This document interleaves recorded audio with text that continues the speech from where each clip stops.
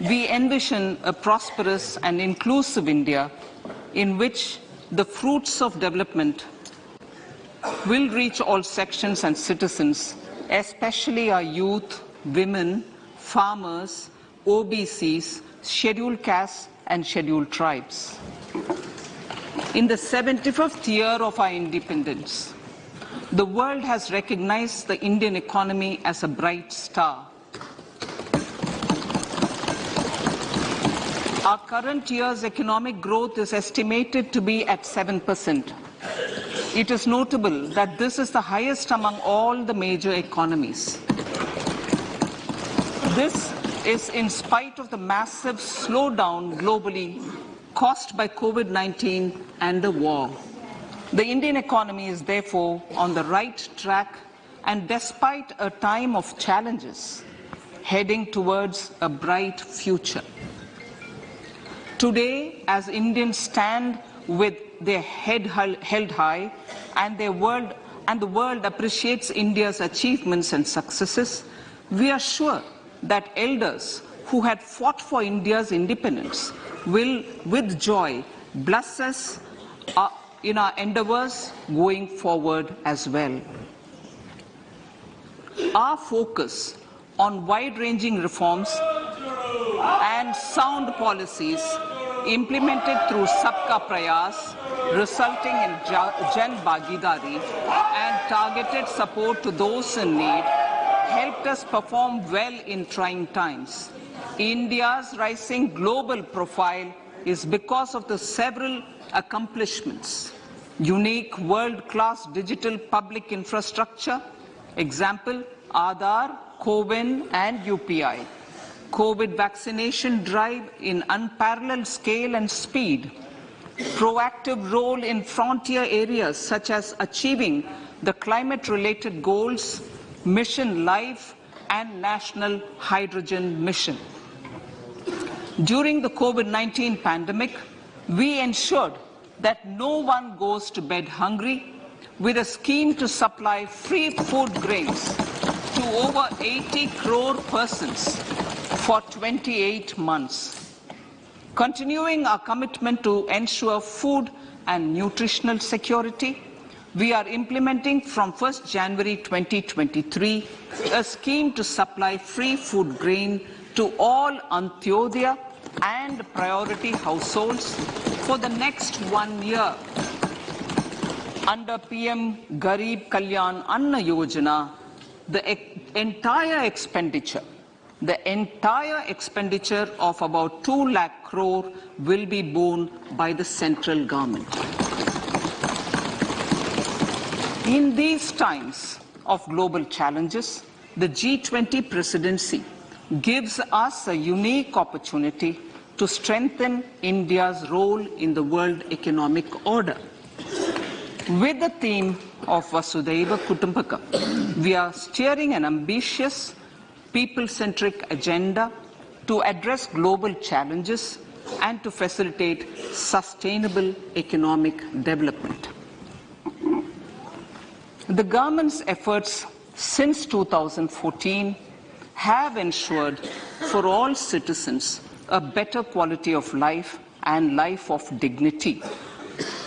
The per capita income has more than doubled to 1.97 lakh rupees. In these 9 years, the Indian economy has increased in size from being 10th to 5th largest in the world. We have significantly improved our position as well as a well-governed and innovative country with a conducive environment for business as reflected in several global indices. We have made a significant progress in many sustainable development goals. The economy has become a lot more formalized as reflected in the EPFO membership, more than doubling to 27 crore and rupees 7,400 crore digital payments of 126 lakh crore rupees through UPI in 2022. The efficient implementation of many schemes with universalization of targeted benefits has resulted in inclusive development. Some of the schemes are 11.7 crore household toilets under Swachh Bharat mission, which is achieved, 9.6 crore LPG connections under Ujjwala, 220 crore COVID vaccination of 102 crore persons, 47.8 crore PM Jan Dhan bank accounts, insurance cover for 44.6 crore persons under PM Suraksha Bima and PM Jeevan Jyoti Yojana, and cash transfer of 2.2 lakh crores of rupees to 11.4 crore to over 11.4 crore farmers under PM Kisan Samman Nidhi. Our vision for the Amrit Kal includes technology-driven and knowledge-based economy with strong public finances and a robust financial sector. To achieve this, Jan Bhagidari through Sabka Saath, Sabka Prayas is essential. The economic agenda for achieving this vision focuses on three things. First, facilitating ample opportunities for citizens, especially the youth, to fulfill their aspirations. Second, providing strong impetus to growth and job creation. And third, strengthening macroeconomic stability. To service these focus areas in our journey to India at 100, we believe that the following four opportunities can be transformative during Amrit Kal. Economic empowerment of women. Deen Dayal Antyodaya Yojana National Rural Livelihood Mission has achieved remarkable success by mobilizing rural women into 81 lakh self-help groups. We will enable these groups to reach the next stage of economic empowerment through formation of large producer enterprises or collectives, with each having several thousand members and managed professionally. They will be helped with raw materials supply and for better design, quality, branding and marketing of their products. Through supporting these policies, they will be enabled to scale up their operations to serve the large consumer markets, as has been the case with the several startups growing into unicorns. PM Vishwakarma Kaushal Samman, PM Vikas. For centuries, traditional artisans and craftspeople who work with their hands using tools have brought renown for India. They're generally referred to as Vishwakarma. The art and the handicraft created by them represents the true spirit of Atmanirbhar Bharat. For the first time, a package of assistance for them has been conceptualized. The new scheme will enable them to improve the quality, scale, and reach of their products, integrating them with the MSME value chain. The components of this scheme will include not only financial support, but also access to advanced skill training, knowledge of modern digital techniques, and efficient green technologies, brand promotion, linkage with local and global markets, digital payments, and social security. This will greatly benefit the scheduled castes, scheduled tribes, OBCs, women, and people belonging to the weaker sections. Tourism. The country offers immense attraction for domestic as well as foreign tourists. There is a large potential to be tapped in tourism. The sector holds huge opportunities for jobs and entrepreneurship for youth in particular. Promotion of tourism will be taken up on mission mode with active participation of states, convergence of government programs, and public-private partnerships. Green growth. We are implementing many programs for green fuel, green energy, green farming, green mobility, green buildings, and green equipment, and policies for efficient use of energy across various economic sectors. These green growth efforts help in reducing carbon intensity of the economy and provides for large-scale green job opportunities.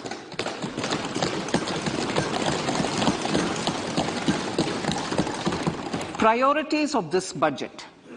The budget adopts the following 7 priorities. They complement each other and act as the Saptarishi guiding us through the Amritkal. Inclusive development, reaching the last mile, infrastructure and investment, unleashing the potential, green growth, youth power, and financial sector. I now speak on the priority number 1, inclusive development. The government's philosophy of Sabka Saath, Sabka Vikas has facilitated inclusive development covering in specific farmers, women, youth, OBCs, scheduled castes, scheduled tribes, Divyangjan, and economically weaker sections, and overall priority for the underprivileged, Vanchiton ko Variyata. There has also been a sustained focus on Jammu Kashmir, Ladakh, and the Northeast. This budget builds on those efforts. Digital public infrastructure for agriculture. Digital public infrastructure for agriculture will be built as an open source, open standard, and interoperable public good. This will enable inclusive farmer-centric solutions through relevant information services for crop planning and health, improved access to farm inputs, credit and insurance, help for crop estimation, market intelligence, and support for growth of agri-tech industry and startups.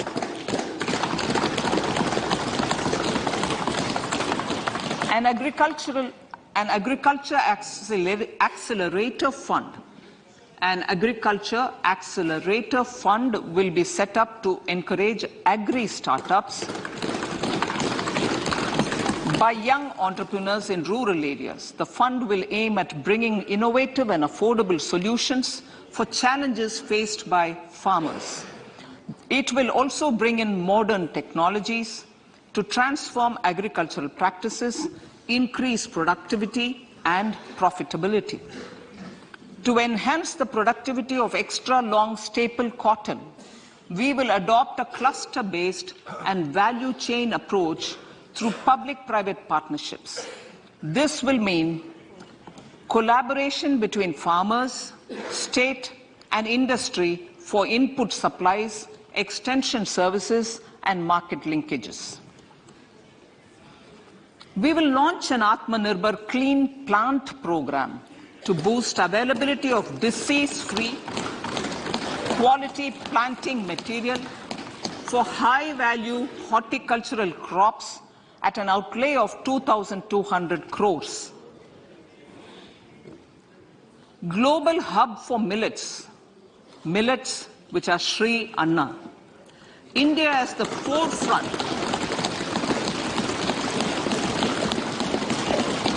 India's at the forefront of popularizing millets, whose consumption furthers nutrition, food security, and welfare of farmers, said the Honorable Prime Minister. We are the largest producer and second largest exporter of Sri Anna in the world. We grow several types of Sri Anna, such as Sri Anna Jowar, Sri Anna Ragi, Sri Anna Bajra, Sri Anna Kutu, Ramdana, Kangni, Kutni, Kutki, Kodo, China, and Sama. These have a number of health benefits and have been an integral part of our food for centuries. I acknowledge with pride the huge service done by small farmers in contributing to the health of fellow citizens by growing these Sri Anna. Now, to make India a global hub for Sri Anna, the Indian Institute of Millet Research, ideally Indian Institute of the Sri Anna Research, Hyderabad, will be supported as the center of excellence for sharing best practices, research and technologies at the international level. The agricultural credit target will be increased to 20 lakh crores with focus on animal husbandry, dairy and fisheries. We will launch a new sub-scheme of PM Matsya Sampada Yojana, which is an existing scheme, but we'll launch a new sub-scheme with targeted investment of 6,000 crores to further enable activities of fishermen, fish vendors, and micro and small entrepreneurs, improve value chain efficiencies, and expand the market. For farmers, especially small and marginal farmers and other marginalized sections, the government is promoting cooperative-based economic development model. A new Ministry of Cooperation was formed with a mandate to realize the vision of Sahakar Se Samriddhi. To realize this vision, the government has already initiated computerization of 63,000 primary agricultural credit societies with an investment of 2,516 crores. In consultation with all the stakeholders and the states, model bylaws for PACS were formulated, enabling them to become multi-purpose PACS. A national cooperative database is being prepared for countrywide mapping of cooperative societies. With this backdrop, we will implement a plan to set up massive decentralized storage capacity.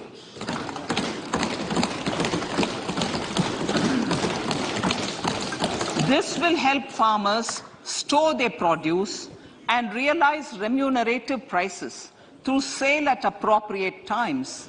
The government will also facilitate setting up of a large number of multi-purpose cooperative societies, primary fisheries societies, and dairy cooperative societies in uncovered panchayat and villages in the next 5 years.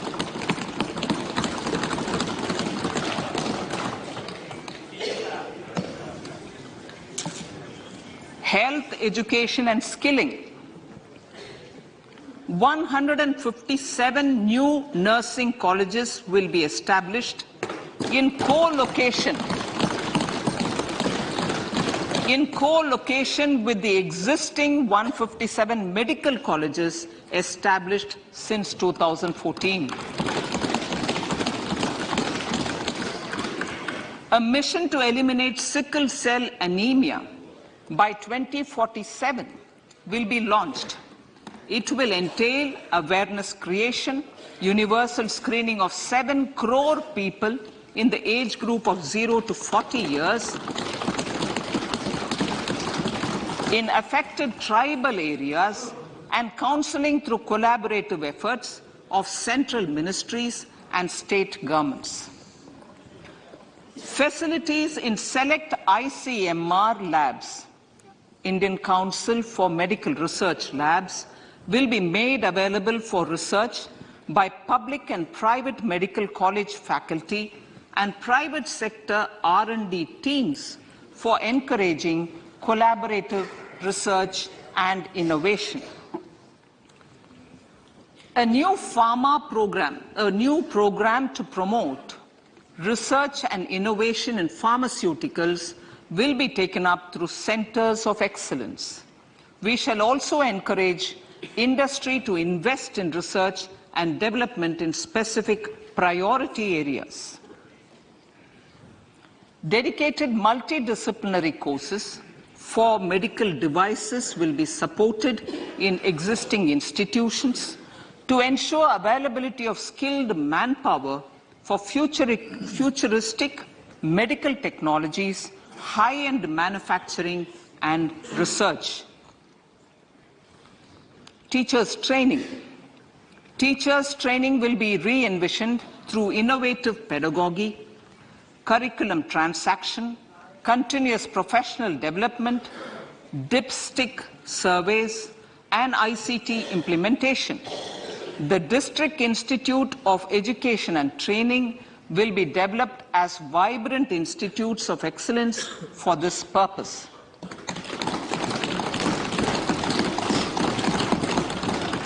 National Digital Library for Children and Adolescents.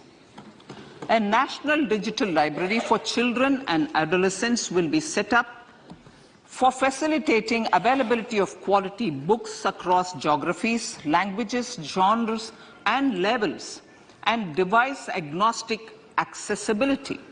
States will be encouraged to set up physical libraries for them at panchayat and ward levels and provide infrastructure for accessing the national digital library resources. Additionally, to build a culture of reading and to make up for pandemic time learning loss, the National Book Trust, the Children's Book Trust, and other sources will be encouraged to provide and replenish non-curricular titles in regional languages and in English to these physical libraries. Collaboration with NGOs that work in literacy will also be a part of this initiative.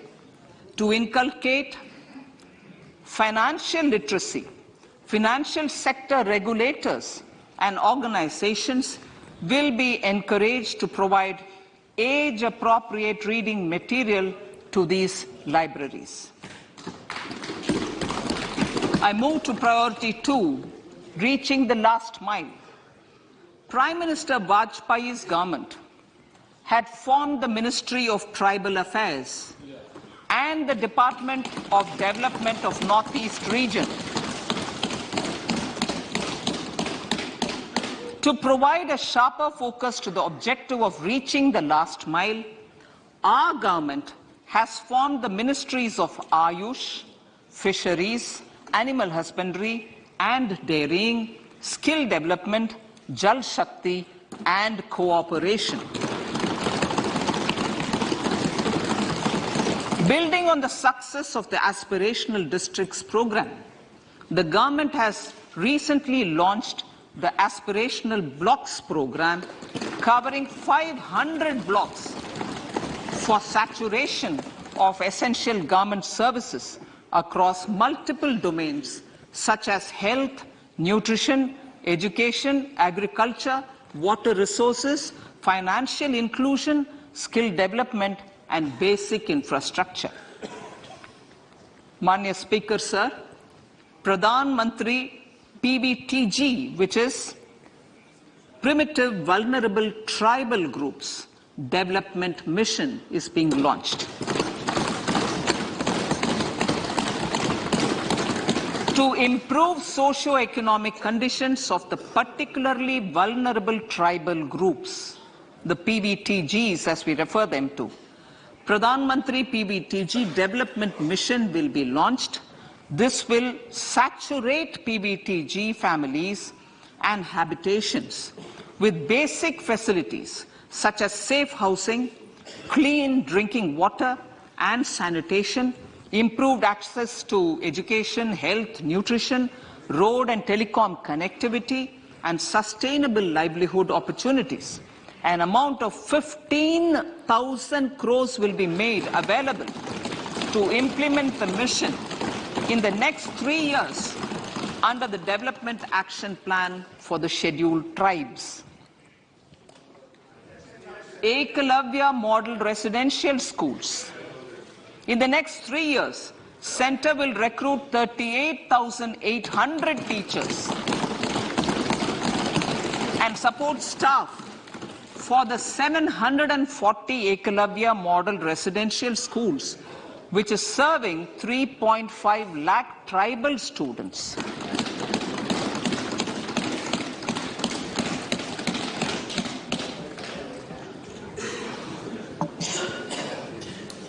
In the drought-prone central regions of Karnataka, central assistance of 5,300 crore will be given to Upper Bhadra project to provide sustainable micro-irrigation and filling up of surface tanks for drinking water. PM Awas Yojana. The outlay for PM Awas Yojana is being enhanced by 66% to over 79,000 crores. Bharat Shared Repository of Inscriptions will be set up in a digital epigraphy museum with digitization of 1 lakh ancient inscriptions in the first stage. Support for poor prisoners. For poor persons who are in prisons and unable to afford the penalty or the bail amount, required financial support will be provided. Priority number 3, infrastructure and investment. Investments in infrastructure and productive capacity have a large multiplier impact on growth and employment. After the subdued period of the pandemic, private investments are growing again. The budget takes the lead once again to ramp up the virtuous cycle of investment and job creation. Honorable Speaker, sir, the capital investment outlay is being increased steeply for the 3rd year in a row by 33% to 10 lakh crores, which would be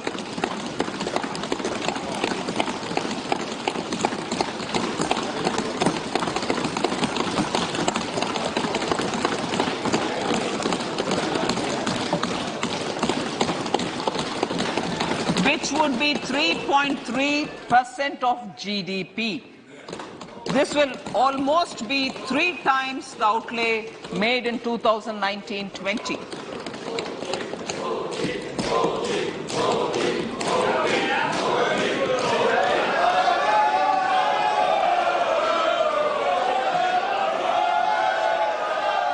This substantial increase in recent years is central to the government's efforts to enhance growth potential and job creation, crowd in private investments, and provide a cushion against global headwinds. The direct capital investment by the Centre is complemented by the provision made for creation of capital assets through grants and aids to state. The effective capital expenditure of the Centre is budgeted at 13.7 lakh crore rupees, which will be 4.5% of GDP. Support to state governments for capital investment. I have decided to continue the 50-year interest-free loan to state governments for 1 more year to spur investment in infrastructure and to incentivize them for complementary policies actions with a significantly enhanced outlay of 1.3 lakh crores. The newly established Infrastructure Finance Secretariat will assist all stakeholders for more private investment in infrastructure, including railways, roads, urban infrastructure and power, which are predominantly depend on public resources. The harmonized master list of infrastructure will be reviewed by an expert committee for recommending the classification and financing framework suitable for Amarth Kal. A capital outlay, I'm talking about railways now, sir, Honorable Speaker, railways. A capital outlay of 2.40 lakh crores has been provided for the railways.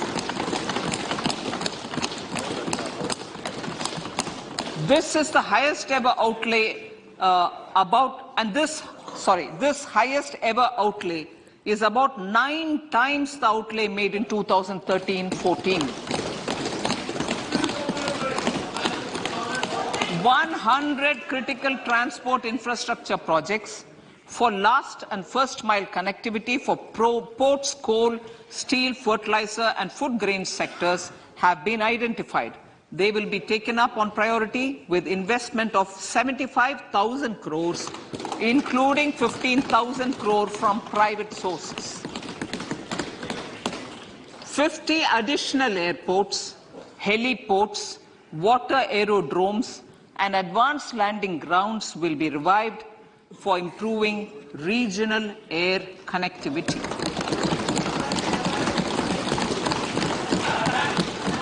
Sustainable cities for tomorrow.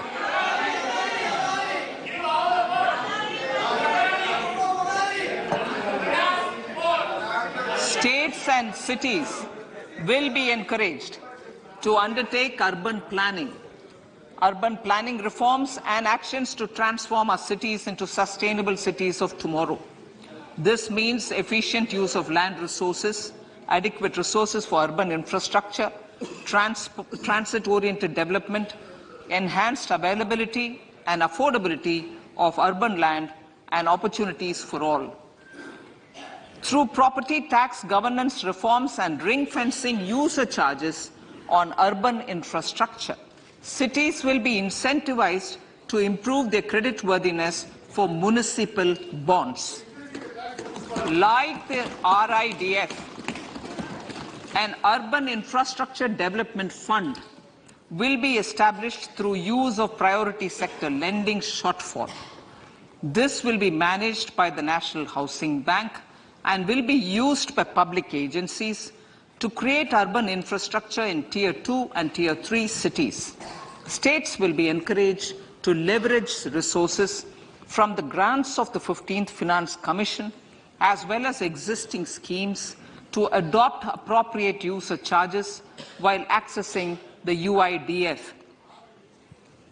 We expect to make available 10,000 crore rupees per annum for this purpose.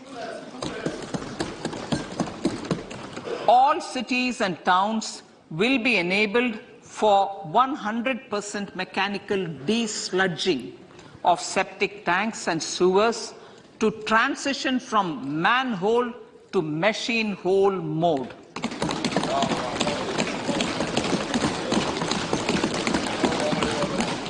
Enhanced focus will be provided for scientific management of dry and wet waste. Honorable Speaker, sir, our Prime Minister had said, good governance is the key to a nation's progress. Our government is committed to providing a transparent and accountable administration which works for the betterment and welfare of common citizens. Mission Karma Yogi. Under Mission Karma Yogi, centre, states and the union territories are making and implementing capacity building plans for civil servants. The government has also launched an integrated online training platform, I Got Karma Yogi, to provide continuous learning opportunities for lakhs of government employees to upgrade their skills and facilitate people-centric approach. Sir, for enhancing ease of doing business, more than 39,000 compliances have been reduced and more than 3,400 legal provisions have been decriminalized. For furthering the trust-based governance, we have introduced the Jan Vishwas Bill to amend 42 central acts. This budget proposes a series of measures to unleash the potential of our economy. Centers of Excellence for Artificial Intelligence.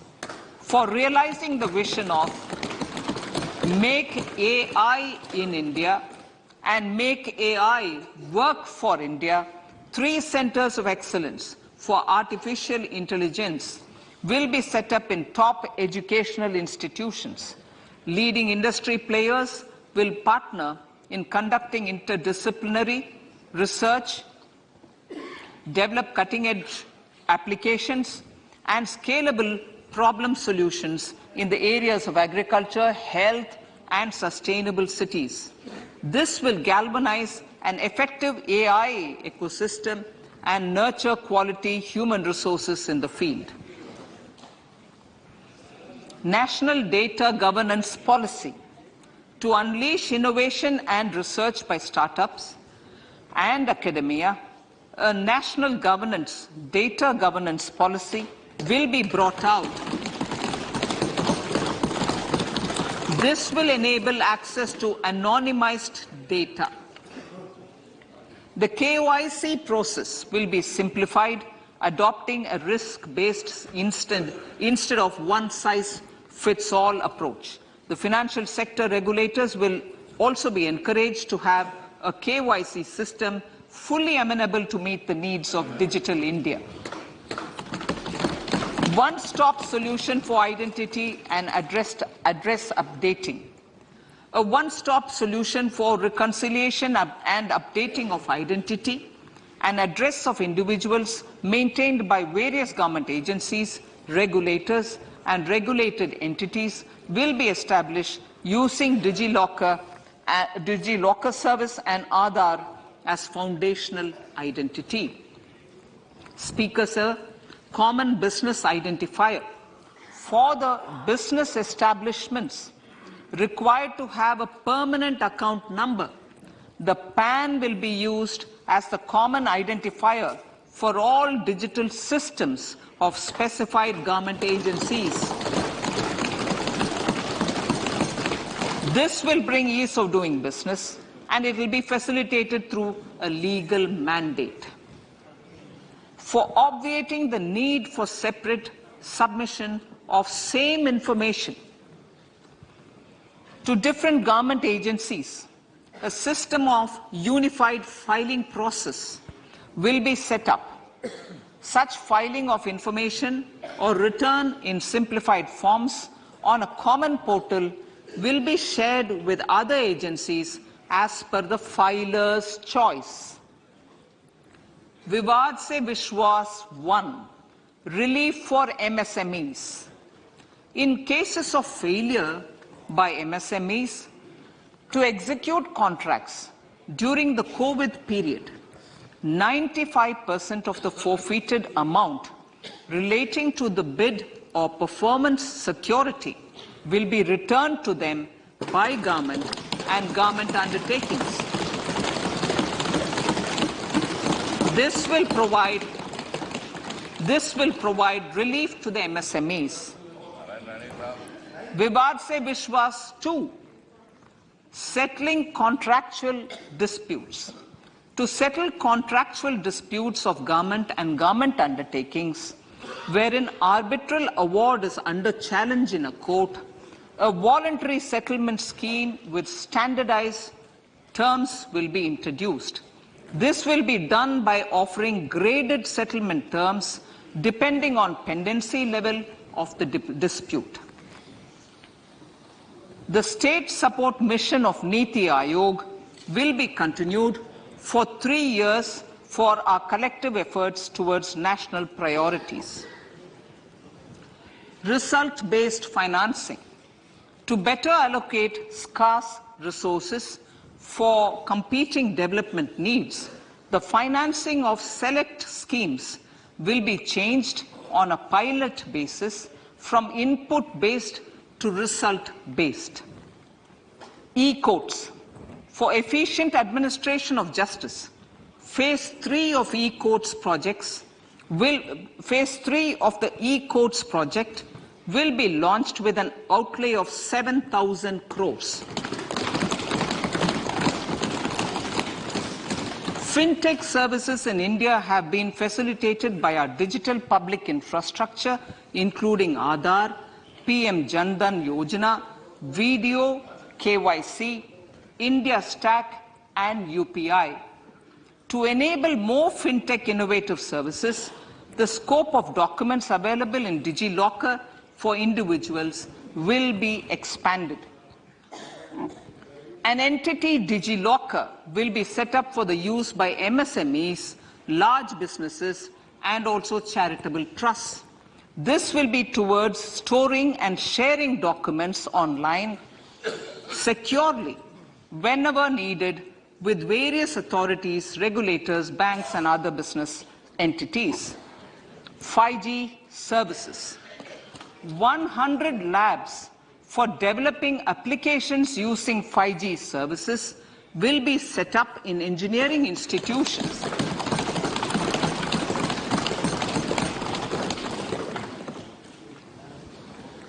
To realize a new range of opportunities, business models, and employment potential, the labs will cover, among others, applications such as smart classrooms, precision farming, intelligent transport systems, and healthcare applications.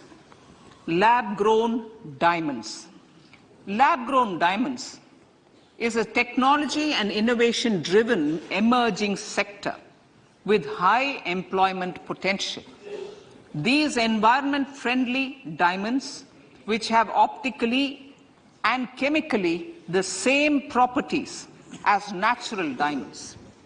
To encourage indigenous production of LGD, lab-grown diamond seeds and machines, and to reduce import dependency, a research and development grant will be provided to one of the IITs for 5 years.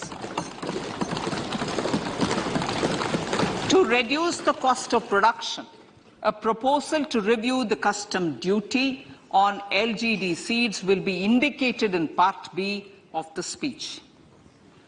I come to the fifth priority, Honourable Speaker, sir, green growth. Honourable Prime Minister has given a vision for life or lifestyle for environment to spur a movement of environmentally conscious lifestyle. India is moving forward firmly for the Panchamrit, the net zero carbon emission by 2070 to usher in green industrial and economic transition. This budget builds on our focus on green growth.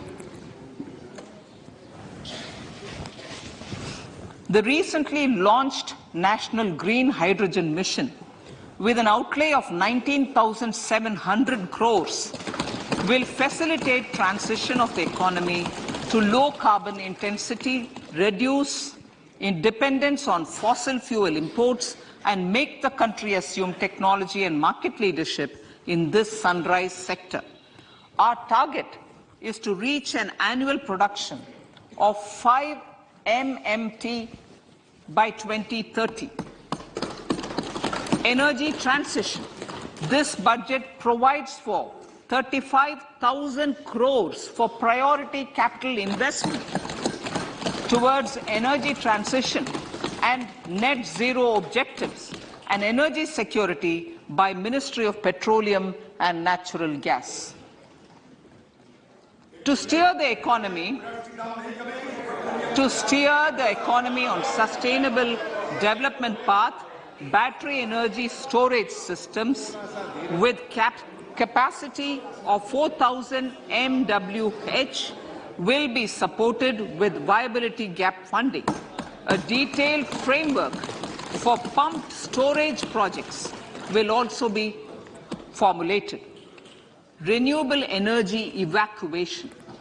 The interstate transmission system for evacuation and grid integration of 13 gigawatt renewable energy from Ladakh will be constructed with investment of 20,700 crores, including central support of 8,300 crores.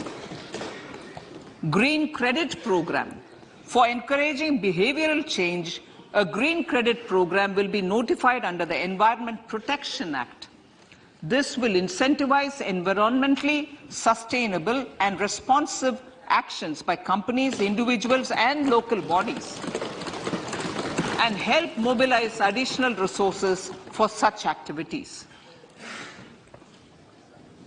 PM Program for Restoration, Awareness, Nourishment, and Amelioration of Mother Earth, PM Pranam, will be launched to incentivize states and union territories to promote alternative fertilizers and balanced use of chemical fertilizers.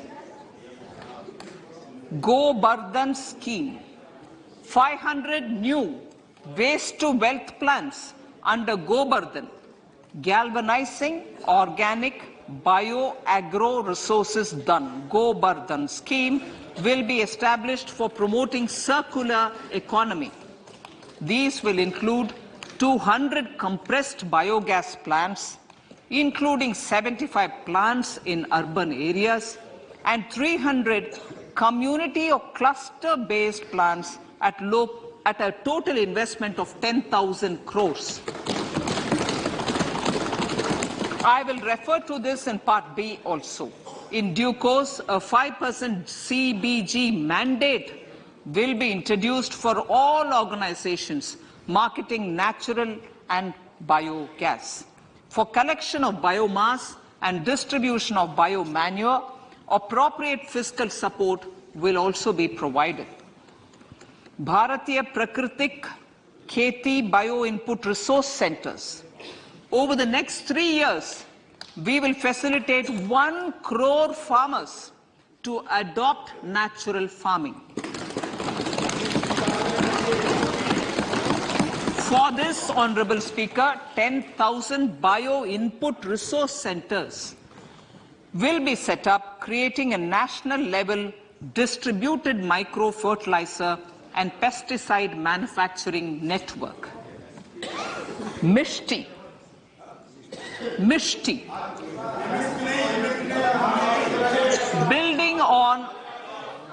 Building on India's success in afforestation, mangrove initiative for shoreline habitats and tangible incomes, Mishti, will be taken up for mangrove plantation along the coastline and on salt pan lands wherever feasible through convergence between Manrega, Campa, Fund and other sources.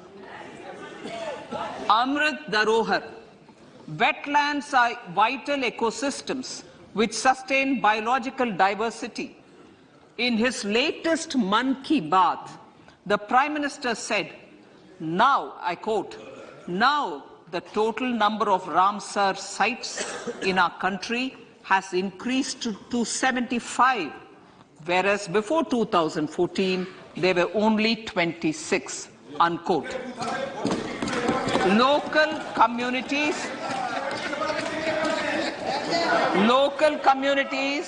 have always been at the forefront of conservation efforts. The government will promote their unique conservation values through Amrit Dharohar, a scheme that will be implemented over the next 3 years to encourage optimal use of wetlands and enhance biodiversity, carbon stock, ecotourism opportunities, and income generation for local communities. Coastal shipping.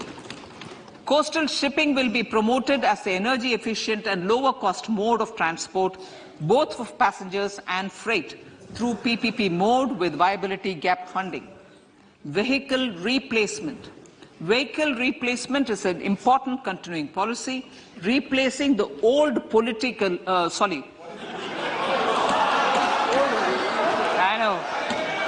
replacing, absolutely, thank you. Replacing old polluting vehicles. May be applicable, right? Replacing old polluting vehicles is an important part of greening our economy. In furtherance of the vehicle scrapping policy mentioned in Budget 21-22, I have allocated adequate funds to scrap old vehicles of the central government. States will also be supported in replacing old vehicles and old state ambulances. Honourable Speaker, sir, I move to priority 6, youth power. To empower our youth and help the Amrit PD realize their dreams, we have formulated the National Education Policy, which is very wide in its scope, but one of the things is also to focus on skilling, adopted economic policies that facilitate job creation at scale and have supported business opportunities. Pradhan Mantri Kaushal Vikas Yojana. Pradhan Mantri Kaushal Vikas Yojana 4.0 will be launched to skill lakhs of youth within the next 3 years. On-job training, industry partnership and alignment of courses with needs of industry will be emphasized. The scheme will also cover new age courses for Industry 4.0 like coding, AI, robotics, mechatronics, IoT, 3D printing, drones and other soft skills. To skill youth for international opportunities, 30 Skill India International Centers will be set up across different states. The digital ecosystem for skilling will be further expanded with the launch of a unified Skill India digital platform for enabling demand-based formal skilling, linking with employers including MSMEs, and facilitating access to entrepreneurship schemes.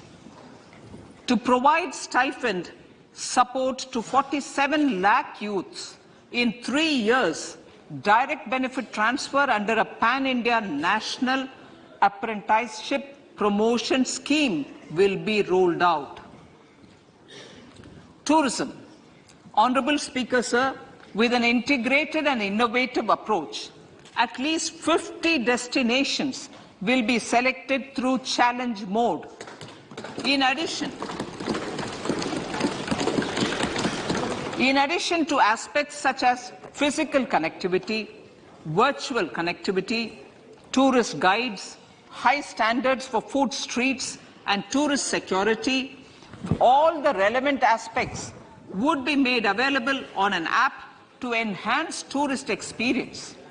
Every destination would be developed as a complete package. The focus of development of tourism would be on domestic as well as foreign tourists.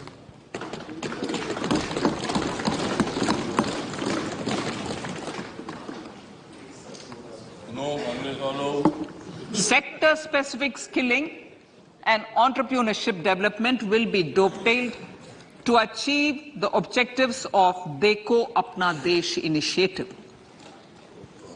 This was launched as an appeal by the Honourable Prime Minister to the middle class to prefer domestic tourism over international tourism. The integrated development of theme-based tourist circuits, the Swadesh Darshan scheme, was also launched. Under the Vibrant Villages program, tourism infrastructure and amenities will be facilitated in border villages. Unity Mall. States will be encouraged to set up a Unity Mall in their state capital or most prominent tourism center or the financial capital for promotion and sale of their one district, one product and GI products and other handicraft products, and for providing space for such products of all other states as well. Sir, priority number 7, financial sector. Our reforms in the financial sector and innovative use of technology have led to financial inclusion at scale, better and faster service delivery, ease of access to credit and participation in financial markets. This budget proposes to further these measures. Credit guarantee for MSMEs. Last year, I proposed revamping of the credit guarantee scheme for the MSMEs. I am happy to announce that the revamped scheme will take effect from 1st April 2023 through infusion of 9,000 crores in the corpus.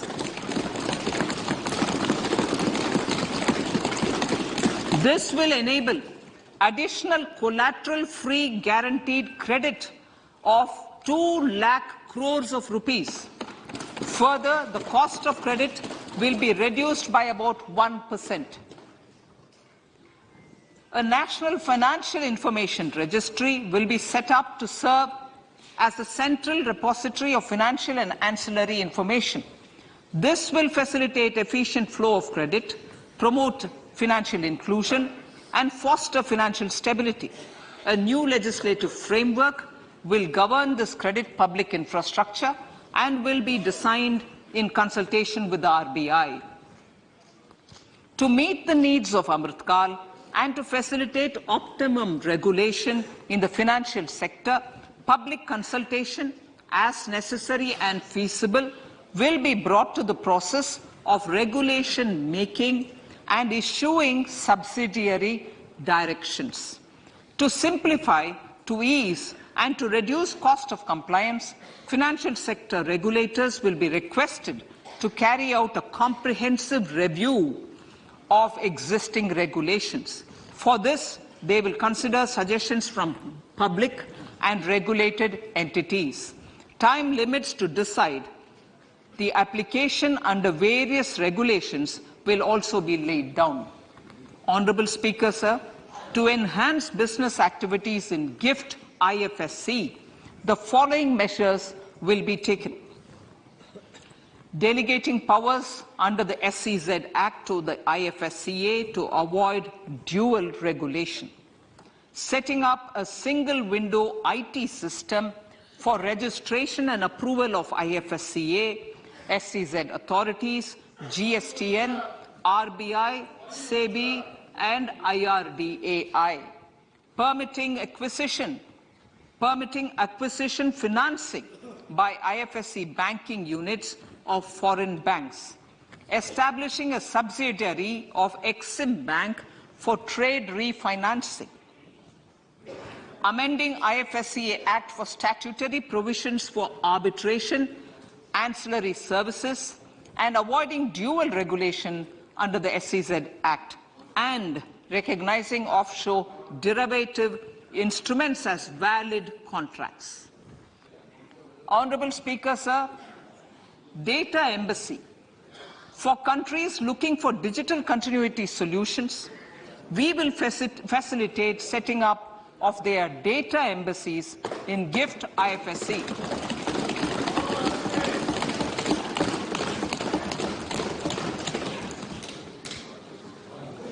Improving governance and investor protection in banking sector. To improve bank governance and enhance investors' protection, certain amendments to the Banking Regulation Act, the Banking Companies Act, and the Reserve Bank of India Act are being proposed. Capacity building in securities market. Honorable Speaker, sir, to build capacity of functionaries and professionals in the securities market, SEBI will be empowered to develop, regulate, maintain, and enforce norms and standards for education in the National Institute of Securities Markets and to recognize award of degrees, diplomas, and certificates. A central processing center will be set up for faster response to companies through centralized handling of various forms filed with field officers under the Companies Act. Reclaiming of shares and dividends. For investors to reclaim unclaimed shares and unpaid dividends from the Investor Education and Protection Fund Authority with ease, from the Investor Education and Protection Fund Authority with these, an integrated IT portal will be established. Digital payments continue to find wide acceptance. In 2022, they show an increase of 76% in transaction and 91% in value. Fiscal support for this digital public infrastructure will continue in 2023-2024. आजादी का अमृत महोत्सव, महिला सम्मान बचत पत्र. For commemorating Azadi Ka Amrit Mahotsav, a one-time new small savings scheme, Mahila Samman Savings Patra or Savings Certificate, Mahila Samman Savings Certificate will be made available for a 2-year period up to March 2025. This will offer deposit facility up to 2 lakh in the name of a woman or girls for a tenure of 2 years at fixed interest rate of 7.5% with partial withdrawal option. Senior citizens. The maximum deposit limit for senior citizens savings scheme will be enhanced from 15 lakh to 30 lakhs of rupees. The maximum deposit limit for monthly income account scheme will be enhanced from 4.5 lakh to 9 lakh for single account and from 9 lakh to 15 lakh for joint account. Honorable Speaker, sir, fiscal management. 50 years interest-free loan to states. The entire 50-year loan to states has to be spent on capital expenditure within 2023-24.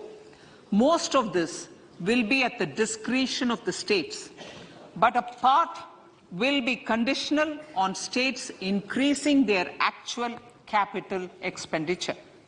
Parts of the outlay will also be linked to or allocated for the following purposes: scrapping old government vehicles, urban planning reforms and actions, financing reforms in urban local bodies to make them creditworthy for municipal bonds, housing for police personnel above or as part of the police station, constructing unity malls, children and adolescent libraries and digital infrastructure, and state share of capital expenditure of central schemes.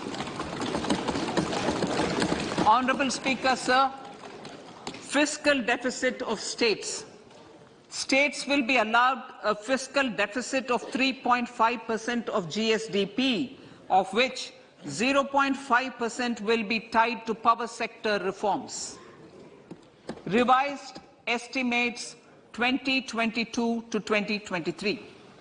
The revised estimate, Honorable Speaker, sir, of the total receipts other than borrowing is 24.3 lakh crores, of which the net tax receipts are 20.9 lakh crores. The revised estimate of the total expenditure is 41.9 lakh crores of rupees, of which the capital expenditure is about 7.3 lakh crores. The revised estimate of the fiscal deficit is 6.4% of GDP, adhering to the budget estimate. So budget estimates of 2023-24. Coming to 2023-24, the total receipts other than borrowings and the total expenditure are estimated at 27.2 lakh crores and 45 lakh crores respectively. The net tax receipts are estimated at 23.3 lakh crores. The fiscal deficit is estimated to be 5.9% of the GDP. In my budget speech for 21-22, I had announced that we plan to continue the path of fiscal consolidation, reaching a fiscal deficit of below 4.5% by 2025-26, with a fairly steady decline over the period.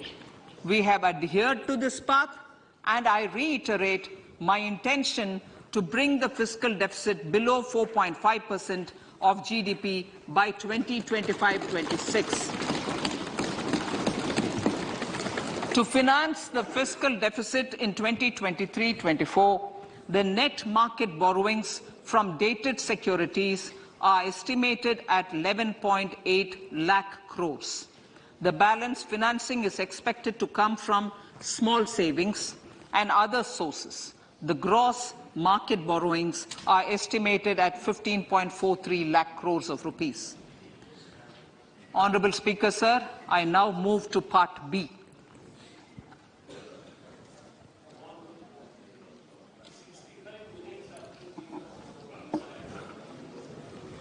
Indirect taxes. My indirect tax proposals will aim to promote exports, boost domestic manufacturing, enhance domestic value addition, encourage green energy and mobility. A simplified tax structure with fewer tax rates helps in reducing compliance burden and improving tax administration. I propose to reduce the number of basic customs duty rates on goods other than textiles and agriculture from 21 to 13. As a result, there are minor changes in the basic custom duties, cesses and surcharges on some items including toys, bicycle, automobiles and naphtha. Green mobility.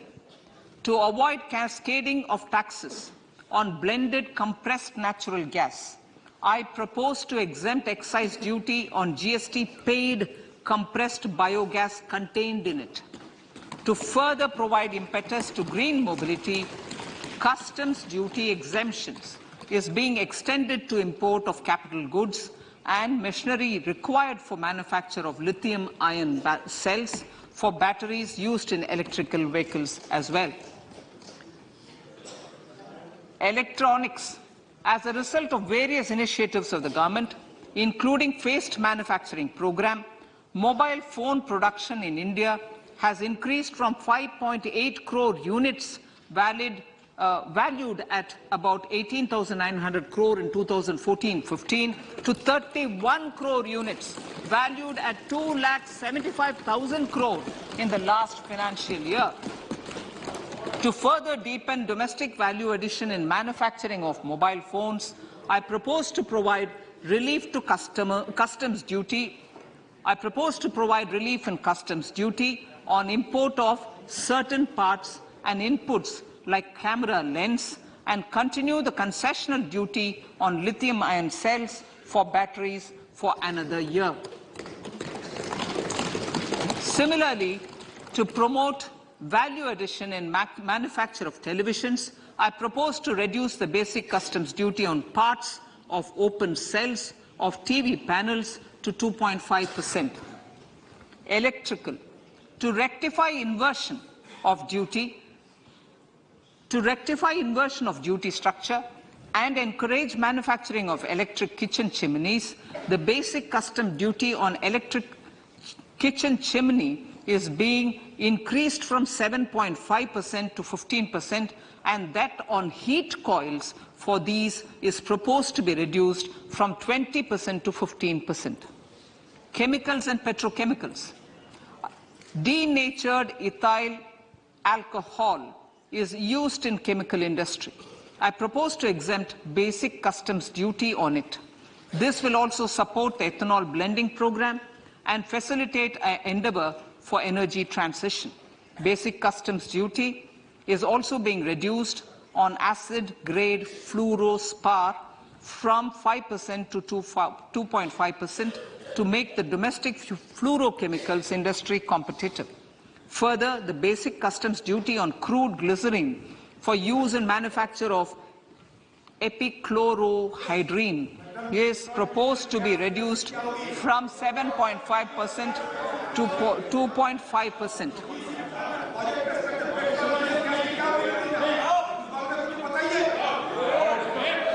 Marine products.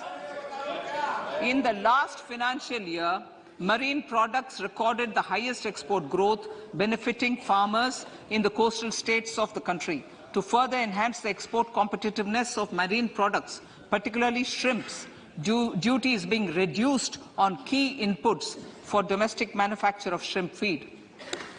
India is a global leader, as I said in Part A, in cutting and polishing of natural diamonds, contributing about 3/4 of the global turnover by value. With the depletion of deposits of natural diamonds, the industry is moving towards lab-grown diamonds, and it holds huge promise. To seize this opportunity, I propose to reduce the basic customs duty on seeds used in their manufacture. Custom duties on door or doré and bars of gold and platinum were increased earlier this fiscal. I propose to increase the duties on articles made therefrom to enhance the duty differential. I also propose to increase the import duty on silver doors, bars and articles to align them with that on gold and platinum. To facilitate availability of raw materials for the steel sector, exemptions from basic custom duty on raw materials for manufacture of CRGO steel, ferrous scrap and nickel cathode is being continued. Similarly, the concessional BCD of 2.5% on copper scrap is also being continued to ensure the availability of raw materials for secondary copper producers who are mainly in the MSME sectors. Compounded rubber. The basic custom duty rate on compounded rubber is being increased from 10% to 25% or 30 kg, whichever is lower, at par with that of natural rubber other than latex, to curb circumvention of duty. Cigarettes. National calamity contingent duty on specified cigarettes was last revised 3 years ago. This is proposed to be revised upwards by about 16%. Direct taxes. I now come to my direct tax proposals. Honourable Speaker, these proposals aim to maintain continuity and stability of taxation, further simplify and rationalize various provisions to reduce the compliance burden, promote the entrepreneurial spirit and provide tax relief to citizens. It has been constant endeavour of the Income Tax Department to improve taxpayers' services by making compliance easy and smooth. Our taxpayers portal received a maximum of 72 lakh returns in a day, processed more than 6.5 crore returns this year. Average processing period reduced from 93 days in financial year 13-14 to 16 days only now. And 45% of the returns were processed within 24 hours. We intend to further improve this, roll out the next generation common IT return form for taxpayer convenience, and also plan to strengthen the grievance redressal mechanism. MSMEs and professionals. MSMEs are growth engines of our economy. Micro enterprises with turnover up to 2 crore of rupees and certain professionals with turnover of up to 50 lakh rupees can avail the benefit of presumptive taxation. I propose to provide enhanced limits of 3 crore and 75 lakh respectively to the taxpayers whose cash receipts are no more than 5%. Whose cash receipts are no more than 5%. Moreover, to support MSMEs in timely receipt of payments, I propose to allow deduction for expenditure incurred on payments made to them only when payment is actually made. Cooperation. Cooperation is a value to be cherished. In realizing our Prime Minister's goal for Sehkar Se Samriddhi and his resolve to connect the spirit of cooperation with the spirit of Amrit Kal, in addition to the measures proposed in Part A, I have a slew of proposals for the cooperation sector. First, new cooperatives that commence manufacturing activities till 2024, 31st March, shall get the benefit of a lower tax rate of 15%, as is presently available to new manufacturing companies. Secondly, I propose to provide an opportunity to sugar cooperatives to claim payments made to sugarcane farmers for the period prior to the assessment year 2016-17 as expenditure. This is expected to provide them a relief of almost 10,000 crores.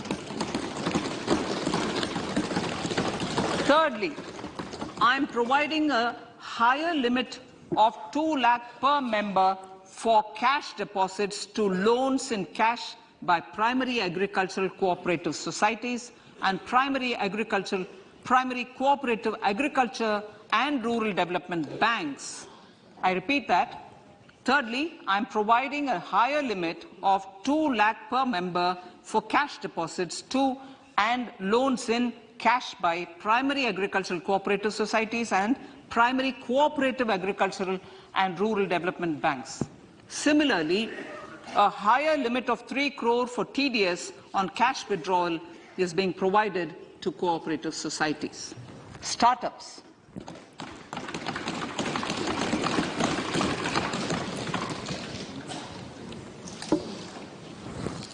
Entrepreneurship is vital for a country's economic development. We have taken a number of measures for startups and they have borne results. India is now the third largest ecosystem for startups globally and ranks second in innovation quality among middle-income countries. I propose to extend the date of incorporation for income tax benefits to startups from 31/3/2023 to 31/3/2024. I further propose to provide the benefit of carry forward of losses on change of shareholding of startups from 7 years of incorporation to 10 years.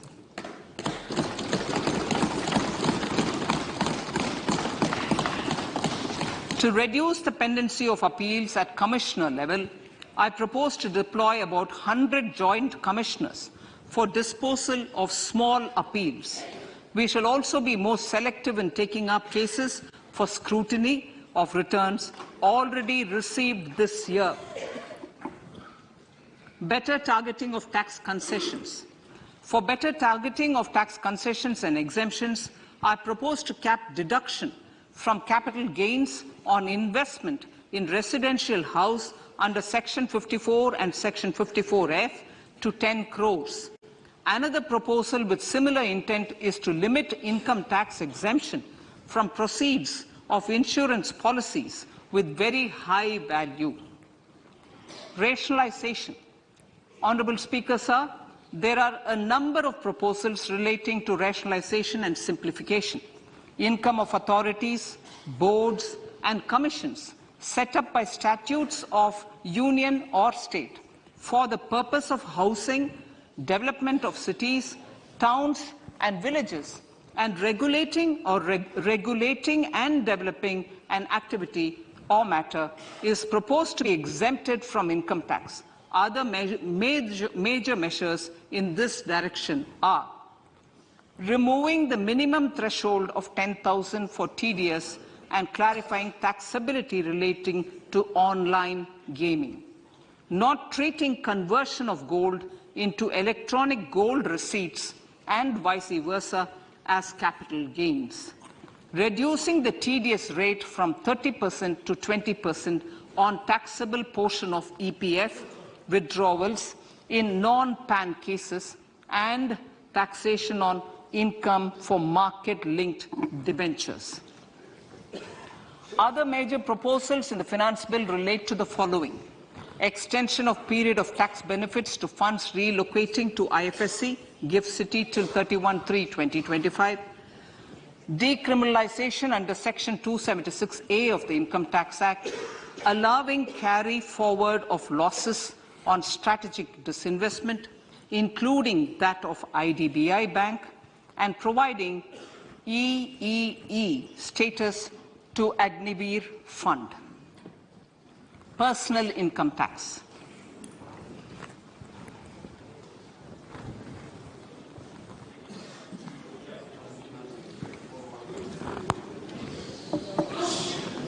Now I come to what everyone is waiting for.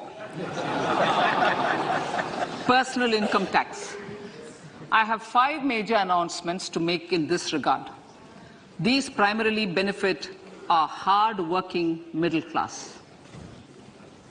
The first one concerns rebate. Currently, those with income up to 5 lakh do not pay any income tax in both old and new regimes. I propose to increase the rebate limit to 7 lakhs in the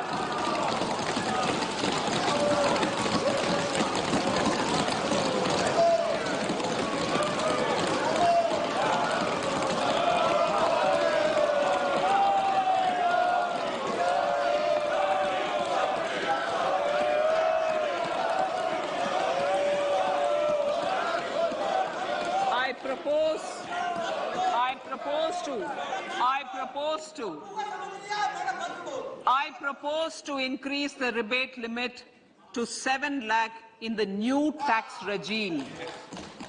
Thus, persons in the new tax regime with income up to 7 lakhs will not have to pay any tax at all. The second proposal relates to middle-class individuals. I had introduced in the year 2020 the new personal income tax regime with 6 income slabs starting from 2.5 lakh. I propose to change the tax structure in this regime by reducing the number of slabs to 5 and increasing the tax exemption limit to 3 lakhs. The new tax rates are 0 to 3 lakh, nil. 3 to 6 lakhs, 5%. 6 to 9 lakhs, 10%. 9 to 12 lakh, 15%. 12 to 15 lakhs, 20%. And above 15 lakhs, 30%. This will provide major relief to all taxpayers in the new regime. An individual with an annual income of 9 lakhs will be required to pay only 45,000 rupees. This is only 5% of his or her income.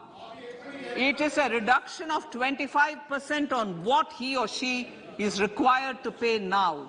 That is 60,000. So in the place of 60,000, it is now only 45,000. Similarly, an individual with an income of 15 lakh rupees would be required to pay only 1.5 lakh or 10% of his income or her income, a reduction of 20% from the existing liability of 1,87,500 rupees. My third proposal is for the salaried class and the pensioners, including family pensioners, for whom I propose to extend the benefit of standard deduction to the new tax regime. Each salaried person with an income of 15.5 lakh rupees or more will thus stand to benefit by 52,500 rupees.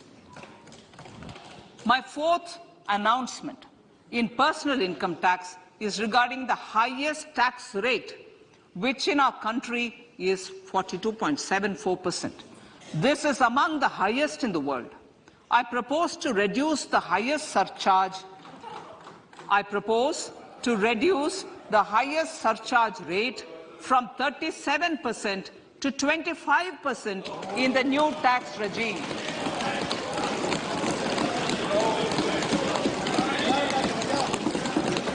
This would result in reduction of the maximum rate. This would result in the reduction of the maximum tax rate to 39%. Lastly, the limit of 3 lakh rupees for tax exemption on leave encashment on retirement of non-government salaried employees was last fixed in the year 2002, when the highest basic pay in the government was only 30,000 rupees per month. In line with the increase in the government salaries, I am proposing to increase this limit to 25 lakh rupees.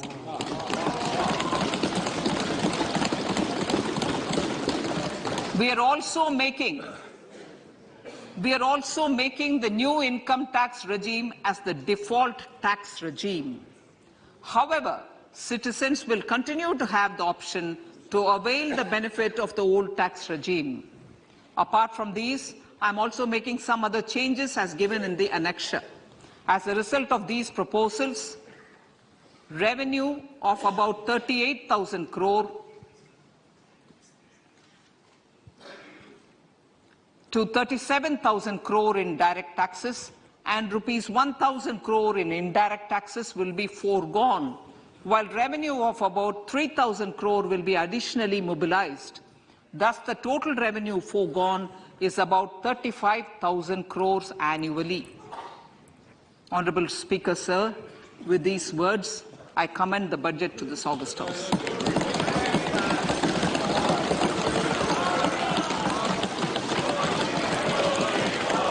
1 hour, 25 minutes. Item number